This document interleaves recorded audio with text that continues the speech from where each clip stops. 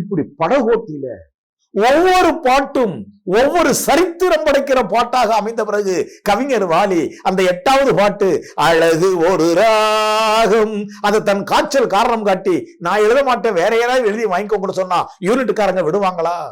எந்த அளவிற்கு வாலி மீது அந்த டைரக்டர் டி பிரகாஷ் ராவ், அந்த படத்திற்கு வசனகர்த்தா யாரு, வீரபாண்டிய கட்டபொம்மனுக்கு வசனம் எழுதிய சக்தி டி கே கிருஷ்ணசாமி, படவோட்டி படத்திற்கு காமெடிக்கு வசனம் எழுதியவர் யாரு, திரை வசனத்திலகம் ஏ.எல். ராகவன், மெல்லிசை மாமன்னர்கள் எம்.எஸ்.வி. டி.கே.ஆர், கதாநாயகன் எம்.ஜி.ஆர், இவங்க எல்லாம் இன்னும் ஒரு பாட்டை வாலி எழுதாம வேற ஒருத்தர் எழுத விட்டுருவாங்களா?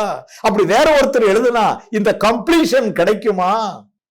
அப்படியெல்லாம் பல சரித்திரங்கள் ஒவ்வொரு படத்துக்குள்ளும் ஒவ்வொரு பாடலுக்குள்ளும் உள்ளே உறைந்திருக்கிறது என்பதை உணர, இப்ப படவோட்டி படத்துல அந்த அழகு ஒரு ராகம், ஆசை ஒரு தாளம், அந்த பாடலை பார்க்கணும்னு ஆசையா இருக்குல்ல?